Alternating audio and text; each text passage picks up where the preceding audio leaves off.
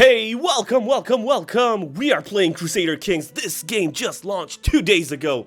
And I've been playing a bit just to get a feel for it, just doing the tutorial. Now, I'm not a big Crusader Kings player. I did mess around a bit with Crusader Kings 2, but it didn't really grab me the way Stellaris or EU4 did. But this game, oh my god, I'm so excited I can't even. Like, it's nuts. So let's dive into it. Now, I do have in mind who I want to play as. We're going to be starting at the earliest date, and of course, I will try to explain as we go the various concepts as well, so that hopefully it can help out some new players as well as it can help me out to sort of cement some stuff in my brain as well. Now, I want to play as any ruler. In Crusader Kings, you don't play as a country, you play as a character. And each character has titles or land or stuff like that. And I would very much want to go in here and let's see. I'd like to play as the Scots.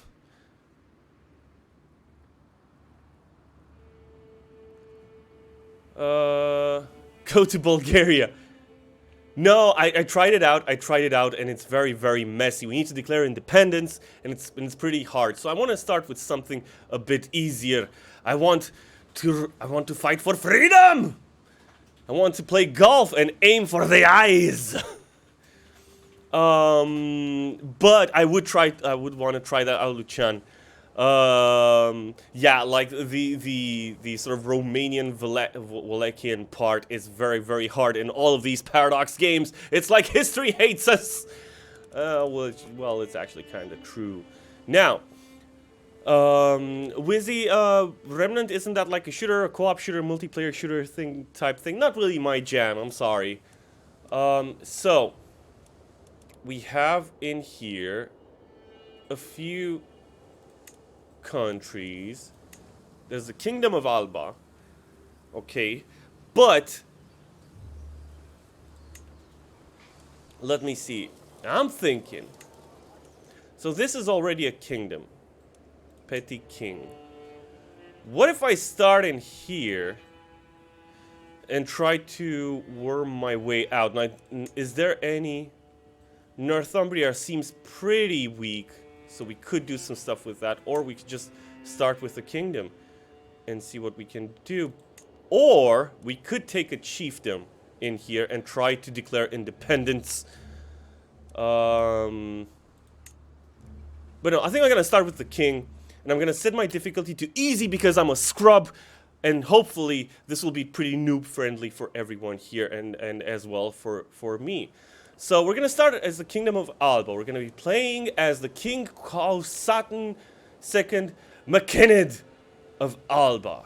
We are arbitrary, we do our own thing and have little regard for others. Starting in Saxon times, yes we are. We're starting in 1867 and we'll try to sort of try to conquer England, Ireland. We'll see if we can do some wacky stuff there. We're gregarious and we enjoy spending time with other people. These are the traits that your character has. So once again, we are not playing as an actual country, we're playing as a character. And this is our house. So basically what we need to do is we need to,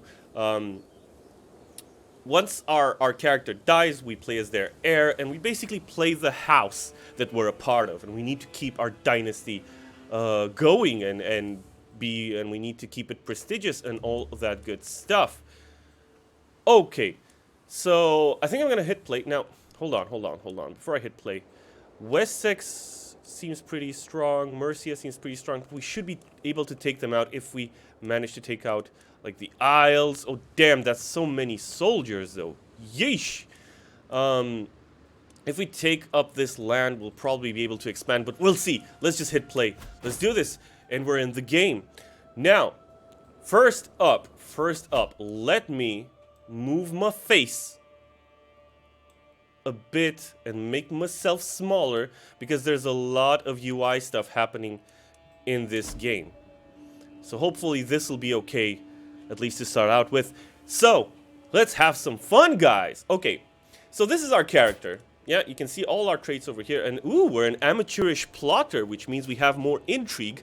And we get more experience in the intrigue lifestyle. We'll talk about that in just a second. But just so that you know, we have some skills over here. And these are basically kind of determine like how good we are at diplomacy, the opinion that people have of us. Martial is our ability to wage wars and command armies. Stewardship is basically our administration of our lands. We have intrigue, which is our ability to run schemes and stuff. And plot against people. Learning is our piety and how pious we are, and like we can do some sort of stuff with our religion and spiritual stuff. We're Catholic, we're Gaelic, and we currently hold 4 titles, and we have a lot of claims around here. So we should be able to do some fun stuff with those. Do we have some claims? We'll see. Now, has there been the establishment of the Dane law? I have no idea.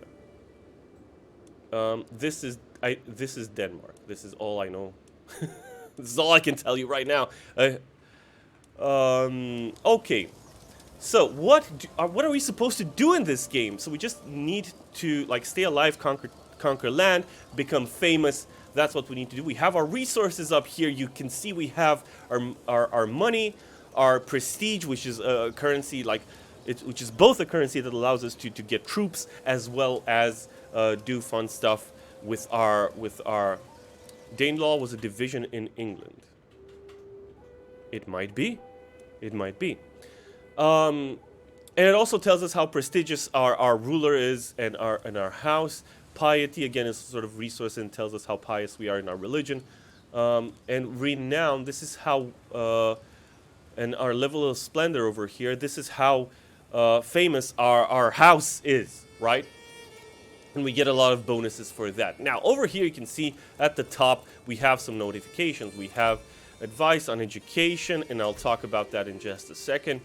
We have to cast a vote. Well, this is new. We have to cast a vote for an heir in our... it's because, okay, so our succession law, which it kind of determines how an heir is chosen, is the Tanistry elective. So we will need to change this to make sure that our bloodline... Hey, Datsushi! Welcome! Welcome. We're playing CK3. I hope you're having an awesome Thursday.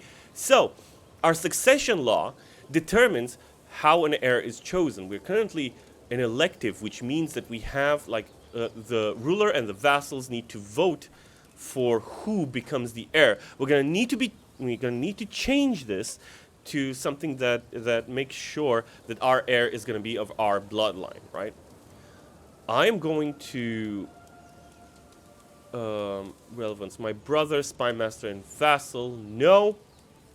Actually, I think my brother would need to take a long walk off a short pier. My voting strength is 5. No electors vote for him. Okay. But how do I cast my vote? Nominate a candidate below. I choose you, my heir. Okay.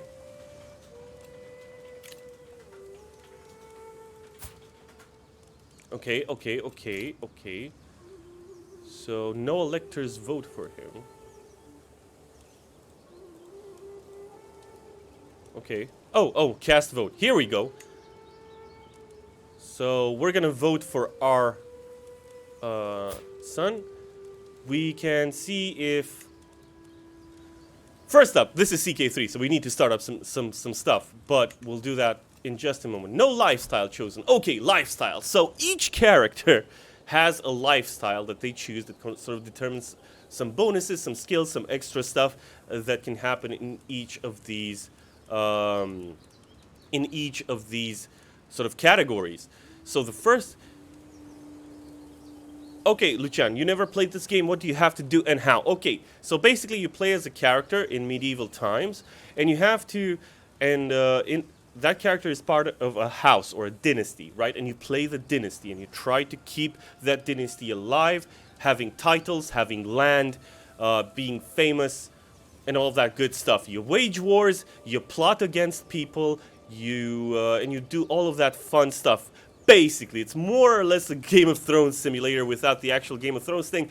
But I do know that for Crusader Kings 2, and we're playing 3 now, for Crusader Kings 2, there was actually, in fact, a Game of Thrones mod. So if you want to check that out, Crusader Kings 2 is actually free right now and has been for a while on Steam. So if you want to check out that one as well, please go ahead and do so. So we have to choose a lifestyle, right?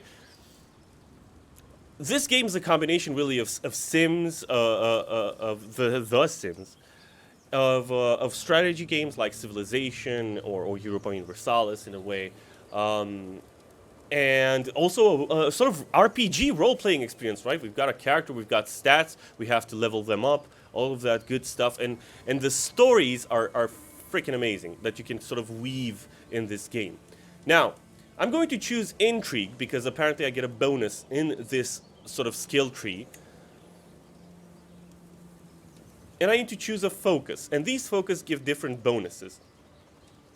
I think I'm gonna go straight up for the skullduggery focus because we do have a brother, and that brother I would very much appreciate not getting the throne. I would like my own son.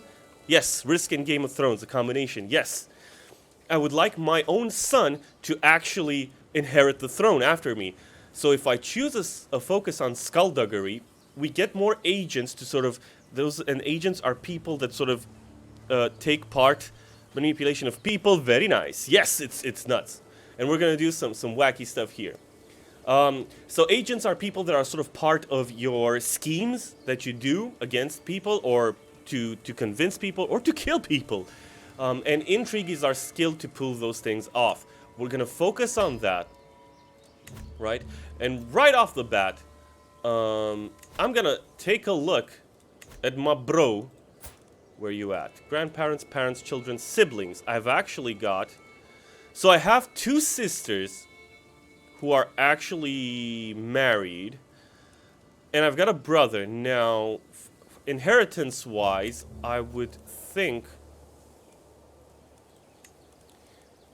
title allegiance, where can I see the succession, show election window. My sisters can actually be elected as well, but we'll see. I think our brother is the main contender over here, so I would very much appreciate not having to deal with him. Are the 2 sisters married to the brother? No, you weeb. It's not that sort of game, but you can do it if you want. There are a ton of stuff regarding to the personalities of your character, and I'll get into that in just a minute. So let's do some wacky intrigue to start out with. So I want to go in here. I want to go to my brosef over here, and I want to say murder. Now, unfortunately, our success chance is not that great. And our predicted secrecy is very, very low. Which means that there are not... Sweet home Alabama! Which means that we probably won't be able to pull it off. Okay, we'll have to wait a little bit before we do that. Fine. Let's find ourselves a spouse. So, you need to get, it's good to have a spouse because they contribute their skill points to your skill points, and it makes just things better overall. So I'm gonna hit spouse over here. And I'm gonna try to look for someone who seems to be a powerful ally. Why do we want a powerful ally? For power projection. So, for example, Princess Ermentrude could get me an alliance with West Francia, which West Francia is over here. Let me just move this over.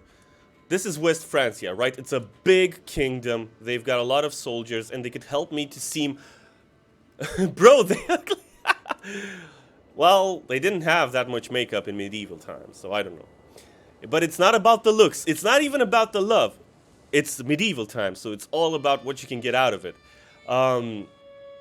So West Francia could help me to seem a bit more powerful, and they could help me out in some wars, especially if I want to declare on the Jarldom of the Isles, who are very, very strong indeed. They have a lot of levies, they have a lot of soldiers, they're super duper strong. So having West Francia on our side might be great.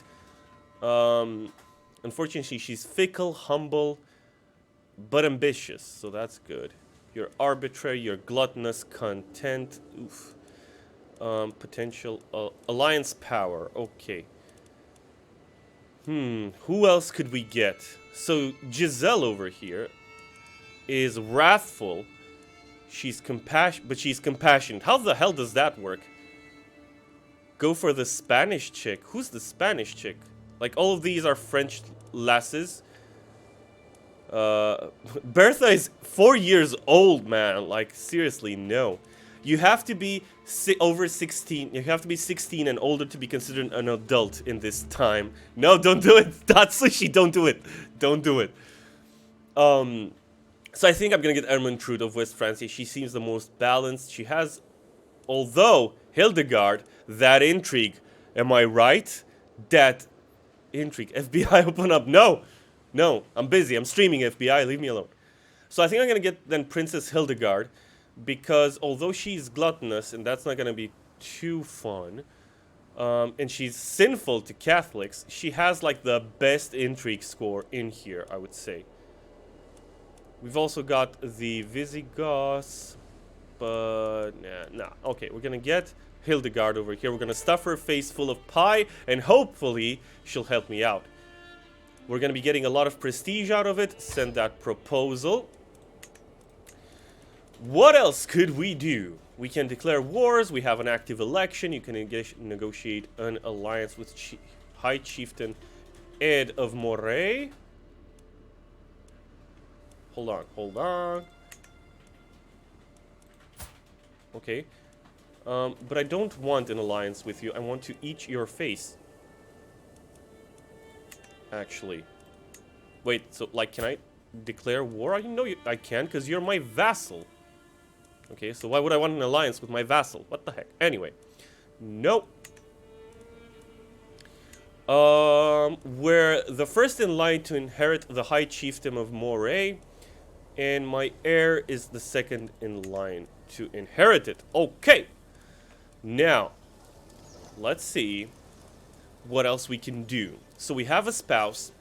We're going to have to wait for them to come in. Let's talk about military for a bit. So, for military, you've got basically 3 types of troops, right? You've got your levies, which are just like the peasant rabble that you kind of summon up from your provinces as well as from those of your vassals. And remember that vassals are people that you kind of, that are subjugated to you, right?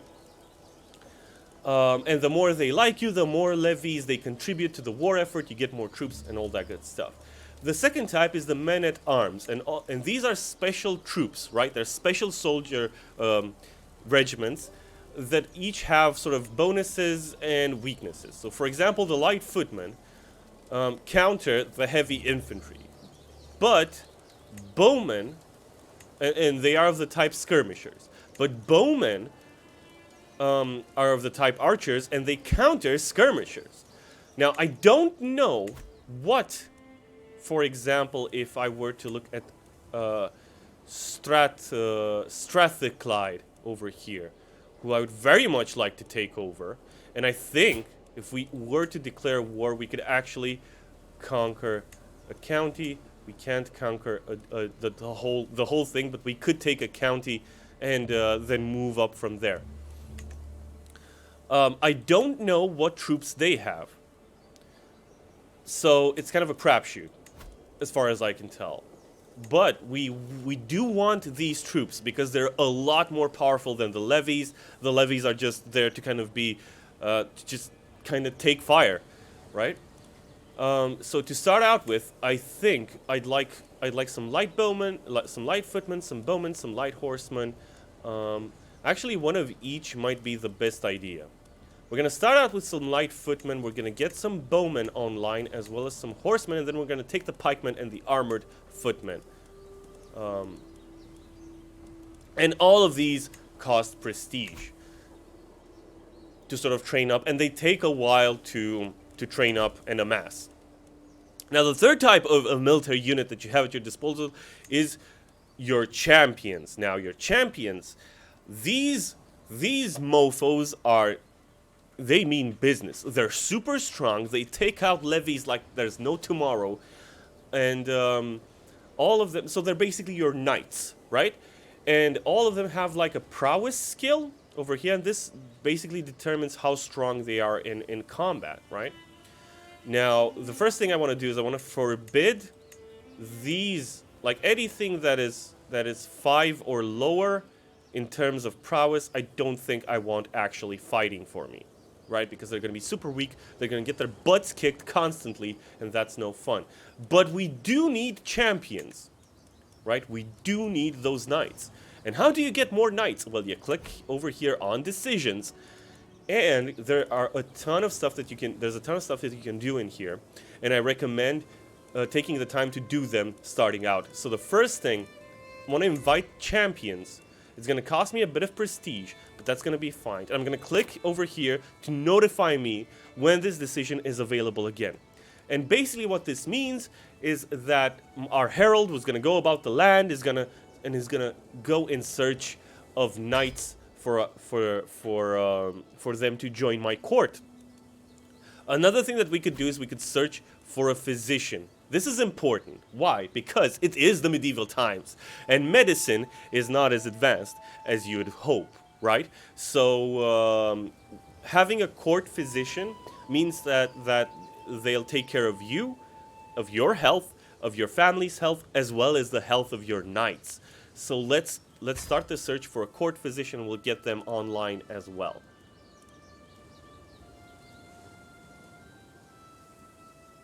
And there's a lot of sort of longer term decisions in here that you can kind of do. Right, found a new empire, all of that good stuff. But these are long-term goals that we don't need to worry ourselves with. Now, what other things do we have in here? I can declare wars. I have very few champions, so I'm going to get the champions online. I'm going to get my soldiers up and running. Let's check out our council. Just pulling this and be the supreme ruler forever. Yes, yes. If only that be true. If only that could work. But knowing my luck in these types of games, and I have to say, Crusader Kings is a fantastic game. Like, I played a little bit, like 4 hours, and I already loved the heck out of it. To me, it feels like Stellaris is an amazing Paradox game, EU4 as well, Crusader Kings II. I haven't played Hearts of Iron, so I can't tell about that one, but this game seems like a step up for Paradox. Like, it's fantastic, it's amazing, right? The level of quality that they've put out, both visually speaking and in terms of mechanics and how easy it is to get into the game, it's fantastic, and the tutorial is fantastic as well. So let's check our council. Now, the council are basically sort of minor characters, right, that each of them have an opinion of you, right? So, for example, my archbishop doesn't really dig me right now, which is a problem, because me not being endorsed by my archbishop over here means that they don't actually pay their freaking taxes, and I do want their freaking taxes. If your counselors don't really like you, they'll start to work against you. So we have to get them on our side. So in order to do that, I'd very much appreciate going to the Archbishop, and we'll start up a scheme to sway them. Now, this is a friendly scheme. It just means that we'll try to improve their opinion of us constantly, and we'll get some events and all of that good stuff.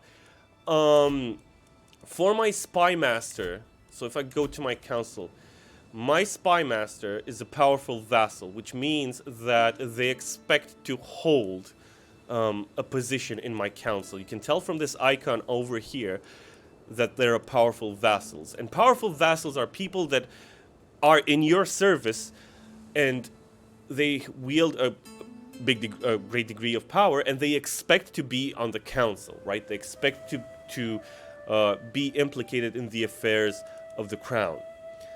I don't think I can change him up with anybody who's better. I could move my my diplomatic chancellor, actually. And I think we're gonna do that. We're gonna swap them out. Right? So now, we're getting 7 diplomacy over here. But we're getting 14 intrigue over here. Well, aren't they self-entitled Karens? Indeed they are. But that just goes with the territory, right? Right, so let's talk a bit about characters and personality, and then we'll actually freaking play. Have we been talking for 25 minutes? Oh my god, and I haven't hit play. Okay, let's do this. So, characters have their own personality, right? Determined by their traits, and they will act on that personality. If you do things that are against your personality type, you'll accumulate stress, which can be seen in this bar over here. And if you have a lot of stress, think a bit of like its Darkest Dungeon. If you have a lot of stress, things like events will fire, and it will not be a good time for anyone involved. And all the characters in the game have stats, have personalities, have histories, have allegiances, have families, all of that good stuff. So, without further ado, let's just start up the game. Right? Let's just wait for us to get married. There you go. Gladly accept your marriage proposal, and Hildegard is now my spouse, my wife over here. There she is. And she likes me. A little bit. Not too much, but a little bit. And now, she is actually your spouse is actually part of your court, your council, sorry, right? And if I choose assist ruler in here, and you can choose, yeah, you have like missions that you can give to your council people. If I choose assist ruler, she'll just sort of boost up all my stats, basically. Right, so you can see over here my intrigue is 13 now because I'm getting assistance from my spouse, which is great. Here's what I want to do. I want to support schemes. So I'm going to put my spy master to support my schemes, and I'm going to try to see if I can sort of do some wackiness with my bro over here. Hey bro, how you doing? Wouldn't you like to trip over some daggers? So I could start this out. I could start this up, and then we could try to get some agents on our side, but I don't know if they'd actually join.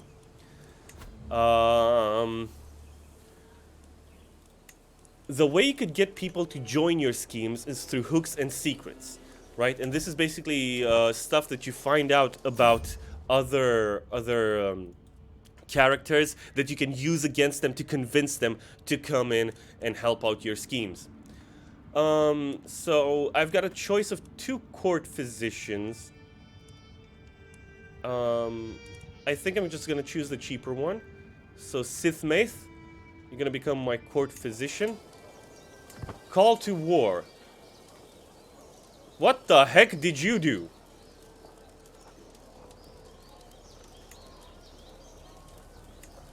So, hold up. So West Francia is asking for my help in a war.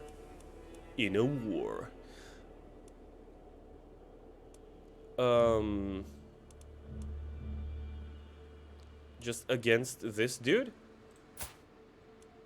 Holy crap, that is a lot of troops. But how many does West Francia have? It's gonna be fine. I think I'm gonna accept. And I'm actually gonna raise my armies, and we're gonna try to see if we can do some wackiness. Wedding celebration! With my marriage to Queen Hildegard, the realm expects us to throw a suitably extravagant wedding celebration. It is well within my right to collect a royal aid duty as part of this, but some may consider it tasteless to levy an extra tax during a time of jubilation. Party! I'm actually gonna let my subjects enjoy the festivities without worry or care. I'm not gonna get the money.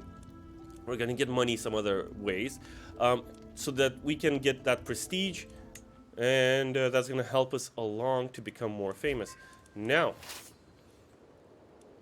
so like who is in this war? So we actually have a lot more soldiers. Now, our attackers, where you at? It's just the county of Montague. That is just priceless. That's just a little county. I don't even have to do anything, I would say. We had a notification that our champions are starting to come in. So I'm gonna recruit for Fothad over here. It's gonna be 5 gold. Recruit to court, and I'm gonna allow him to become a champion, and he did. Okay. So let's see if we can we actually move over there and sort of siege some stuff down? Oh, we can. Indeed, we can. Oh, but it's gonna cost us money to embark. Okay, then here's what we're going to do. We're just gonna park ourselves. So we raised our armies. They're sort of sitting pretty right now. And I'm just gonna wait and see. Can I actually split you in half and take the bigger army and see if it doesn't cost that much to get in on this wackiness over here? How much does that cost me? 16 gold. Well, screw that noise. You know what? I'm gonna disband my armies.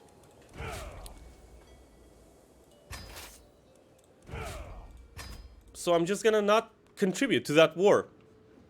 I answered the call to war. They're gonna win pretty easily, so they don't need my help. And at least I was part of the war. I said yes. Okay, dude. I'm your man. Like, I can do this. With my mind, an unexpected visit. Okay, so at least we said that we're gonna be part of it. We didn't decline. So hopefully our ally is not gonna think any less of us. An unexpected visit with my mind set on a relaxing evening. I'm heading for my brother Aed's chambers with some wine and a chess set. Without knocking, I push his door open. High Chieftain Aed is seated by his desk, writing furiously. As I clear my throat, he jumps out of his skin. He quickly stuffs a roll of parchment into his pocket and turns towards me with an uneasy look upon his face.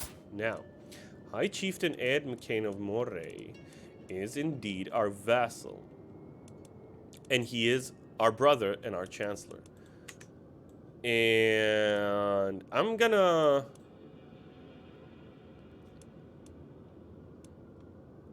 return later and search his chambers in secret. As I rummage through his things, Chieftain Aed sleeps like a babe. The sedative I put in his spiced wines sure did the trick. Within minutes, I have found the piece of parchment he hid from me. Well, how delightfully wicked. According to this blackmail letter, Aed is a non-believer. Written proof, how considerate. Okay, here we go. The web of intrigue starts to assemble. Now, I could expose him, which would mean that they would get a prestige hit. And I think it'd be less likely to for anybody to vote for him. He still doesn't have more votes as the heir than my son, so that's gonna be fine. Oh, I need to educate my son, but Meldored does. Hello, who are you, Chancellor? You're unmarried and you're located in Athlone, so you're just a nobody.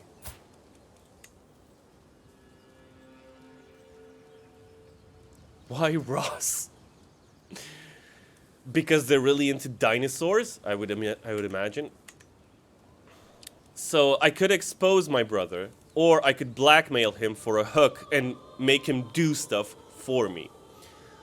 I think I'm gonna get that hook.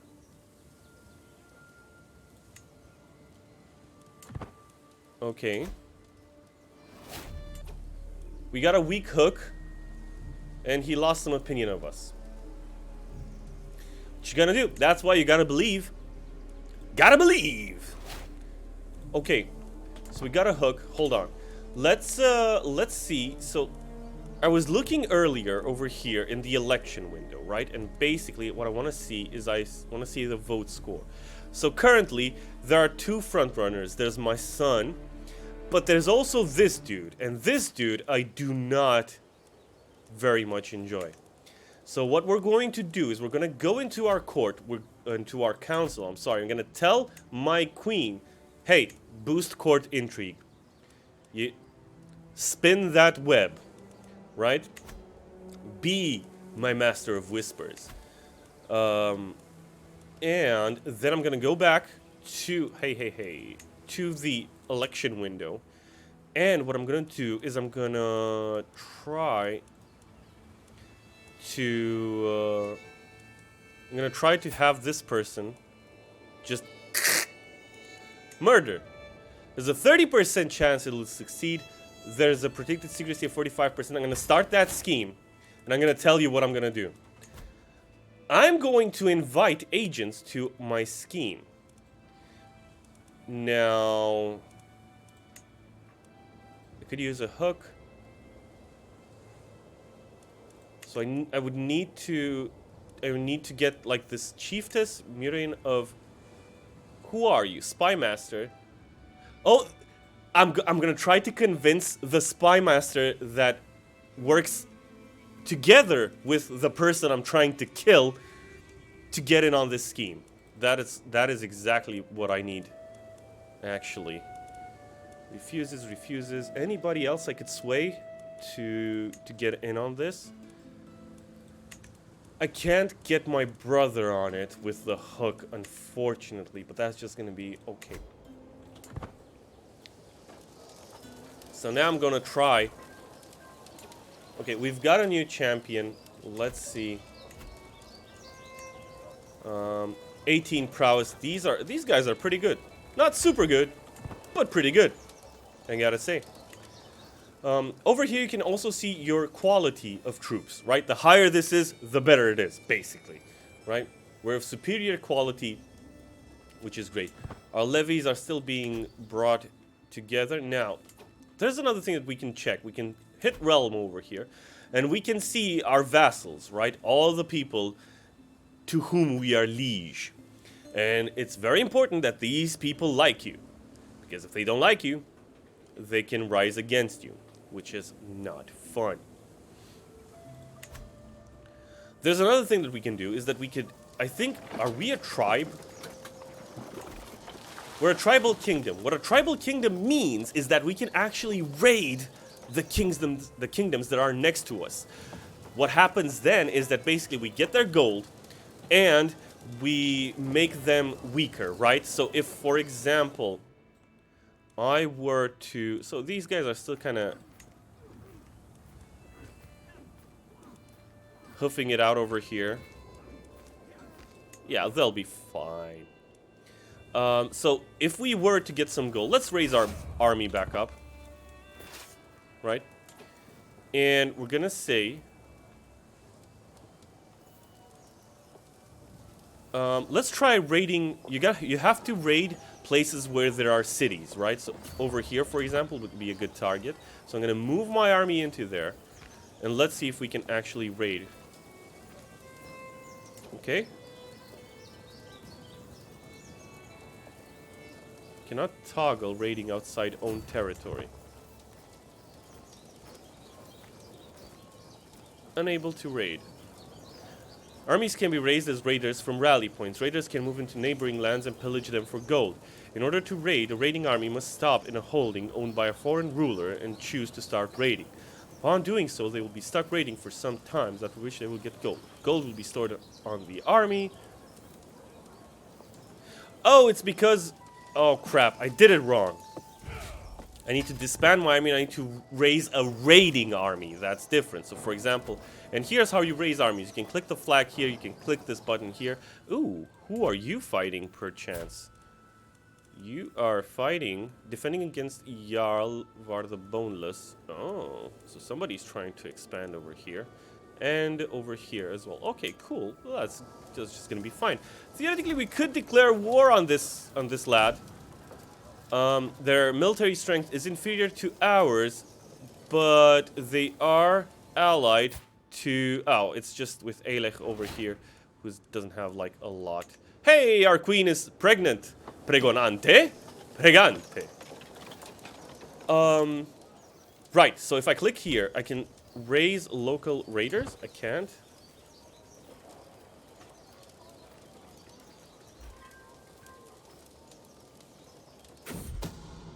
A secret exposed. A shameful truth has reached the light of day. My acquaintance bride has copulated with my spy master. Come on, man. Isn't like this absolute boy of a unit, this absolute unit of a boy not enough? Is this mustache not satisfying enough for you, lass?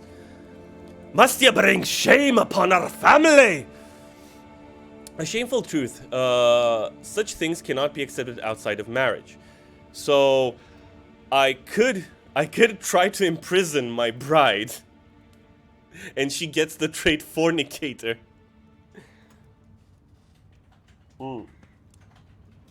Or, these accusations are naught but malice and lies.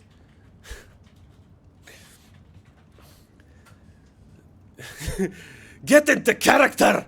Alright, lassie. Let's see what we can do.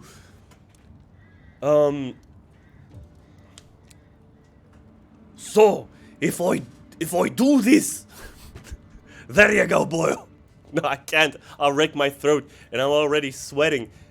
I sweat more when I do the Scottish accent. Right, anyway, so if I do nothing, I lose 1 level of devotion. Which means that I won't... that's gonna be okay, I think? But she does get the trait fornicator, so she'll basically be jumping the bones of everyone. You know what? But if I imprison my wife, I don't think that'll bode well. So I guess we're just gonna leave it be. Hopefully, she'll chill out, right? You have to pronounce the R's more. Anyway, let's give her a pass, right? Okay, we're a faithful husband. We love our wife very, very much. You get 1 chance, lassie. Hey, my sinful acts come at a cost. I am a sinner. Oof. Oof. Hey, we won the war. What do we get? Wait, Causantin. We get nothing. Because I didn't have any contribution. So be it. Eh. Good enough. Does our ally still like us? Yes, indeed. They still like us. Now, how is our scheme going?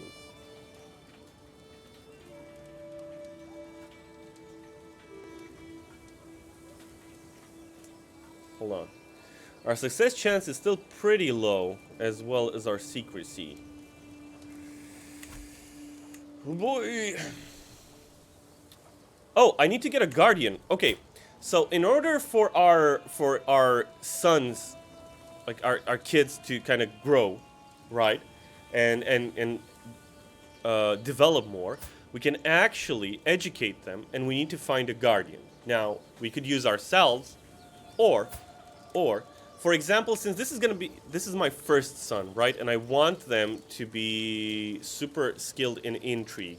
If I were to set the intrigue skill, I'm the best at it. So actually, we are going to educate our own child.